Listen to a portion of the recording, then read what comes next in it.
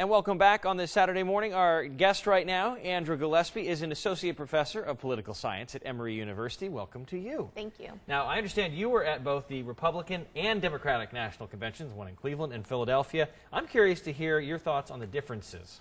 Well, there were definitely differences in how the events were structured. The Republican events, the plenary events, were shorter than the Democratic events.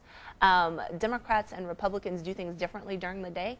Democrats have caucus meetings, so if you are part of a particular constituency or a particular identity group of importance, there were meetings for people to talk about their policy issues, to talk about what their preferences were. You didn't see the same thing happening during the day during the Republican convention, and then of course, what was happening during the day at the Republican convention? There were often, so you start off the day, both parties started off the day with statewide party meetings, and then there would be social activities, often organized by state or region at the Republican convention. And then during the day at the Democratic convention, while I'm sure those meetings were going on, there were also these big meetings for the Youth Caucus or the Black Caucus or the Asian Pacific American Caucus or the LGBT Caucus or the Faith Council or the Rural Caucus. And so people would sit and there would be these nice informational meetings that would be open to the public, and then you would have the evening events, over at the arena the same way you did at the Republican convention. So now you are impartial, basically kind of a third party looking at this from 60,000 feet.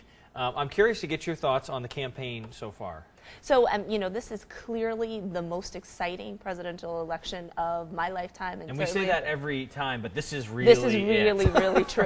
Right. This has been the most interesting race. This is the race where I think we'll decide whether or not our political science theories actually work or don't work going into it. I think, no one could have anticipated that the race would have been this interesting. I think very few people could have anticipated that Donald Trump would have been the Republican nominee, and sort of, I guess, his injection into this race kind of really upends a lot of things that we thought about politics and is making us think critically about the things that we've kind of held as axiomatic. And what are some of the things that the trends that over the years have held true, whether Republican or Democrat?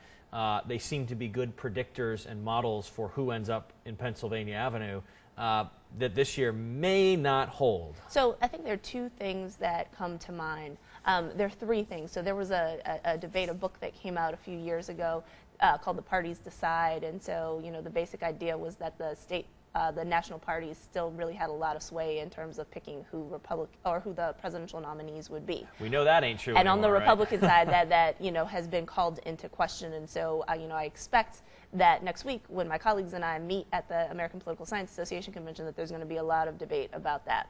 Then the second thing that I think we talked about is the use of overt racial messages to try to rally people.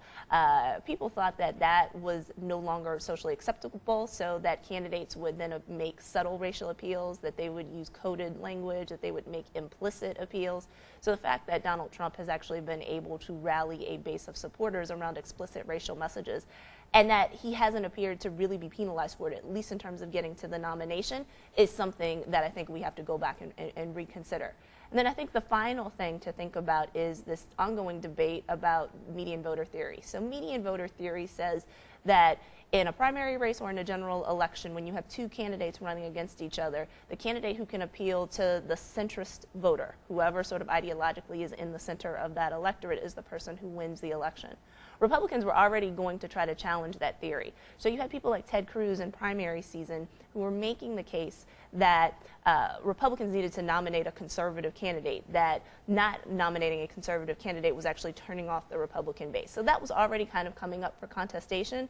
Donald Trump, of course, appeals to a voter that's far, far right of center, even for the Republican Party. And so then it becomes a question of whether or not he can pivot to the center and actually reach that middle voter who's in a much bigger general election pool. You talked about this being a very exciting election, the most exciting of your lifetime. One of the things we are all waiting for is the debates. We will talk about them after the break.